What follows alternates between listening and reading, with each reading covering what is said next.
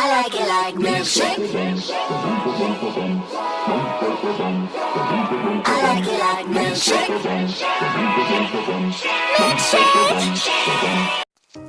Halo semuanya, perkenalkan nama saya Nuranisa. Saya akan menjelaskan tentang manajemen waktu terkait produktivitas dalam mencapai tujuan hidup. Yang pertama, manajemen waktu. Manajemen waktu adalah proses perencanaan dan pengendalian secara sadar terhadap waktu yang dihabiskan untuk kegiatan tertentu, terutama untuk meningkatkan efektivitas, efisiensi, dan produktivitas. Menggunakan waktu dengan efektif memberi seseorang kelebihan juga pilihan untuk mengelola kegiatan menurut keputusan dan kebijakan mereka sendiri. Manajemen waktu biasanya selalu didukung oleh berbagai keterampilan, alat, serta teknik yang digunakan sesuai dengan tanggal deadline. Skill dasar manajemen. Yang pertama, awareness. Menurut Solso 2007, self-awareness berarti kesadaran atau kesiapan pada setiap peristiwa yang terjadi di lingkungan sekitar dan peristiwa kognitif yang meliputi pikiran, perasaan, fisik, dan memori. Manfaat self-awareness yang akan dirasakan oleh seseorang adalah ia akan mengerti tentang mengapa ia merasakan apa yang dirasakannya.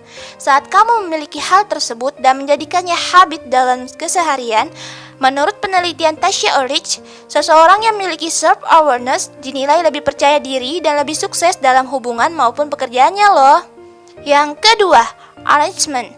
Semua sama-sama punya waktu 24 jam sehari semalam. Lalu kenapa ada orang yang bisa lebih produktif setiap harinya dan ada juga yang sebaliknya? Tentu saja mereka bisa produktif dalam bekerja adalah yang tahu cara mengatur waktu, tahu bagaimana menempatkan satu pekerjaan di atas pekerjaan yang lainnya, dan tahu persis apa yang harus diutamakan dalam setiap pekerjaan. Berikut adalah cara untuk mengatur waktu Anda agar lebih efektif. Pertama, membuat to-do list. Hal ini berfungsi untuk membuat pekerjaan kita lebih efisien, bukan untuk menakuti-nakuti kita. Kedua, membuat skala prioritas. Setelah mengelis apa yang harus Anda kerjakan, mulai tentukanlah mana yang menjadi prioritas utama dan mana yang bisa disampingkan terlebih dahulu. Jika Anda sudah menandai sebuah pekerjaan sebagai prioritas, maka tidak boleh ada hal lain yang bisa membuat pekerjaan tersebut menjadi tertunda. Yang ketiga, fokus pada pekerjaan. Salah satu yang sangat berpotensi besar menjadi gangguan adalah smartphone. Pasang smartphone pada silent mode sehingga Anda tidak akan mendengar ketika ada notifikasi yang masuk. Karena ketika ada bunyi notifikasi yang berasal dari aplikasi chat atau media sosial, Anda pasti cenderung akan melihat dan membukanya. Yang keempat, buat kotak kecil untuk checklist kegiatan yang sudah dilakukan. Kelima, beri reward kepada diri sendiri. Menghadiahi dirimu atas kerja keras yang sudah dilakukan bisa mengembalikan motivasimu ketika merasa ingin menyerah. Self-reward juga bisa jadi bentuk rasa sayang pada diri sendiri dan semakin percaya diri. Lingkungan juga akan merasa energi positif yang terpancar dari dirimu. Yang ketiga, adaptation. Banyak yang berubah di masa adaptasi kebiasaan baru. Bukan hal yang gampang buat menyesuaikan diri, tapi ini adalah saat yang tepat buat berdamai dengan semua proses tersebut, agar kamu bisa menjalani kehidupan sehari-hari yang lebih produktif. Selanjutnya, membagi waktu selama 24 jam. Apakah Anda sering merasa bahwa waktu dalam satu hari tidak pernah cukup untuk menyelesaikan setiap tanggung jawab Anda? Manajemen waktu adalah salah satu pilihan yang paling efektif loh. Dengan manajemen waktu, kita dapat menjadwal dan mengatur waktu untuk setiap aktivitas yang harus kita lakukan setiap harinya. Manajemen waktu bukanlah hanya sekadar alat penunjang pekerjaan atau bisnis Anda seperti kalkulator dan gadget. Manajemen waktu adalah sesuatu yang dapat Anda gunakan untuk meningkatkan produktivitas yang pada akhirnya akan menghasilkan pundi-pundi keuangan. Selanjutnya, tips manajemen waktu. Sebenarnya sangat sederhana loh. Kunci utama manajemen waktu adalah seberapa kuat motivasi Anda dalam mengatur waktu. Jadi jangan sampai menyerah ya. Say bye bosan dan kebiasaan menunda-nunda. Kedua, produktivitas work-life balance. Secara harfiah, work-life balance menurut Wikipedia adalah kondisi di mana pekerjaan, kehidupan personal, dan keluarga berada dalam keadaan seimbang.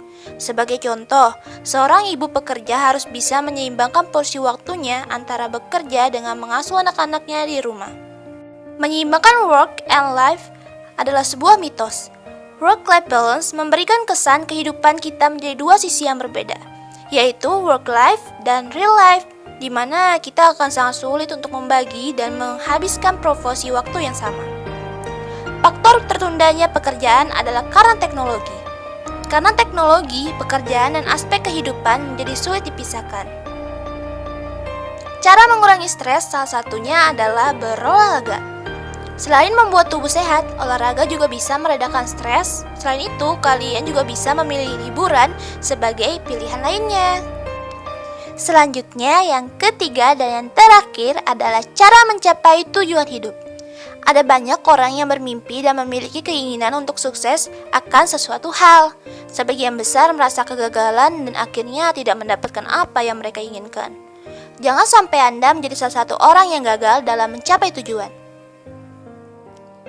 Pertama, mimpi yang ingin dicapai. Saat Anda menetapkan sasaran yang benar-benar penting, maka akan jauh lebih mudah untuk mengambil tindakan besar agar mencapai sasaran tersebut. Pikirkan apa yang ingin Anda capai dalam hidup ini, ingin seperti apa Anda di masa depan, dan apa yang benar-benar Anda sukai. Yang kedua, kunci utama mencapai tujuan hidup. Paling penting, habit atau kebiasaan. Lakukan apa yang perlu kamu lakukan untuk mencapai mimpimu. Hal sederhana yang kamu lakukan itu bisa jadi hal luar biasa loh. Kamu bisa berkembang setidaknya 1% setiap harinya. Selanjutnya, aksi.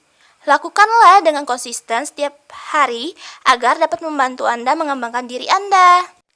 Sekian presentasi dan mind mapping video dari saya. Semoga bermanfaat ya. Mohon maaf jika ada salah kata. Atas perhatiannya, terima kasih.